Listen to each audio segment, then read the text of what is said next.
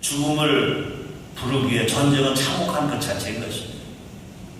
더러군다나 동족 상잔의 6.25 남침 전쟁, 그 어떤 전쟁보다 참혹한 전쟁. 아들과 아버지가 서로 총을 겨루기도 합니다. 형과 동생이 서로 죽상을 휘둘리기도 했습니다. 한 가족 같은 이웃이 이념의 이름으로 칼을 휘둘리기도 했습니다. 죽을 이유가 없는, 죽어서 안 되는 이들이 막 죽어가는 겁니다.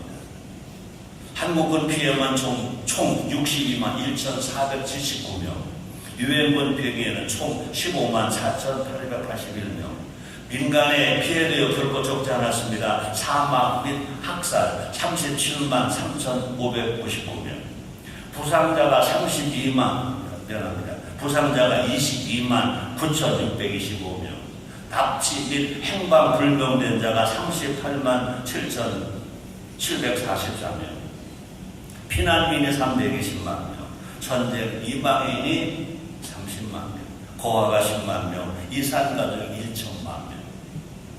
우리만이 아닙니다.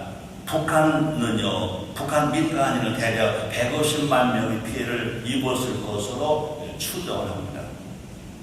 죽음만큼 아픈 상처가 또 어디 있겠습니까? 65년 전 대한민국은 분쟁과 분열에 빠져 있었습니다.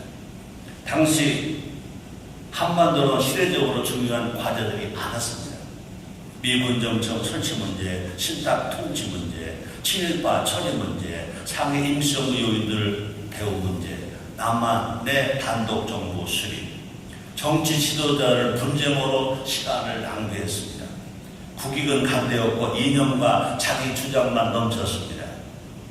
교회도 이 얘기 안 했다는 것입니다. 교회도요 분열의 길을 걷고 있었습니다. 신사 참배와 신앙 노선 문제로 분열되었습니다.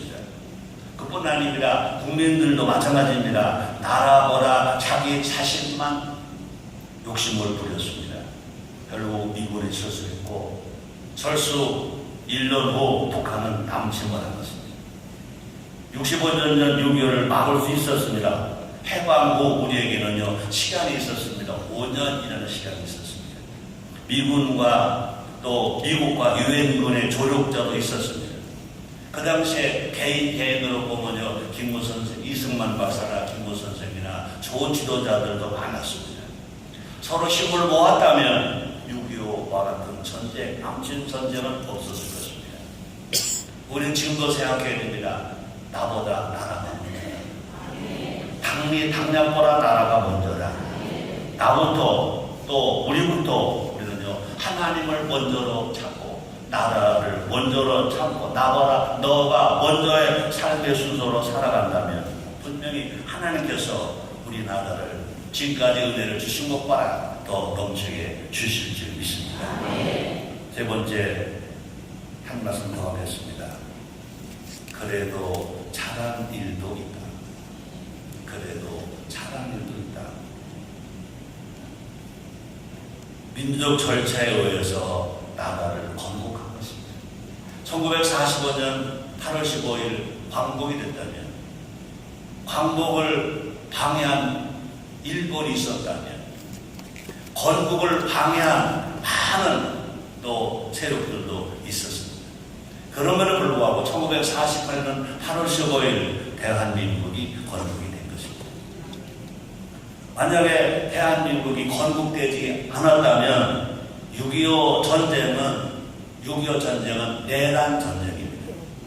내란 전쟁에는요 유엔군이 참전하지 못합니다. 그러나 감사하게도 1948년 8월 15일 대한민국이 건국되었기 때문에 한반도의 유일의 주권 국가가 된 것입니다. 주권 국가가 침략을 당하니까 유엔군이 참전을 한 것입니다.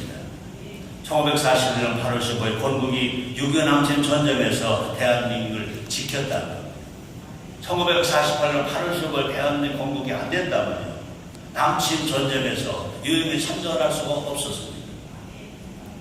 또 건국과 더불어 그래도 잘한 일은요 6.25 전쟁 때 어린 학도병들의 애국심, 어린 학도병들의 애국심. 65년 전 우리 군은요, 북한군과 비교할 때 절대 일세였습니다. 병력은 북한이 우리보다 2배나 많았습니다. 우리 군에는요, 대공포도 없고 자주포도 없고 전투라는 무기도 없었습니다. 북한에 저는 이제 탱크를 막을 무기가 절대로 부족했습니다. 그때 학도 15세, 16세, 17세, 18세 중학생들이 나라를 위해 일어난 겁니다. 나라를 위해 싸운 겁니다. 사람을 죽여본 적도 없습니다. 어리니까 뭐 짐승 한 마리 죽인 경험도 없는 어린 학생들입니다. 어머니의 품이 아직도 그리운 아이인데 그들이 이제 전장으로 나간 겁니다. 나라를 지키기 위해서. 대한민국이 자유의 나라다, 민주의 나라다, 평화의 나라다. 우리나라 대한민국을 지키자. 그러고 그 청소년들이 일어난 것입니다. 제대로 훈련 받지도 못하고 이제 그 공산 인민군과 맞서 싸우는 겁니다. 학도병에 애국심이 있었기에 결국 낙동강 전선이 지켜지는 큰 힘이 된다는 겁니다. 학도병들의 희생이 있었기 때문에 결국 나라가 지켜졌습니다. 편지 하나 읽어드리겠습니다. 어머니, 나는 사람을 죽였습니다. 그것도 돌담 하나를 사이 두고 10여 명은 될 것입니다. 저희들은 겨우 71명 뿐입니다. 이제 어떻게 될 것인가를 생각하면 무섭습니다. 어머니, 어서 전쟁이 끝나고 어머니하고 부르며 어머니 품에 안기고 싶습니다. 죽음이 약간 두렵습니다.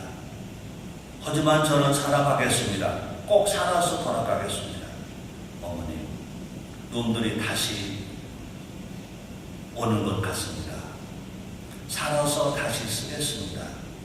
어머니, 안녕. 안녕 아닙니다. 다시 살아서 갈 테니까요.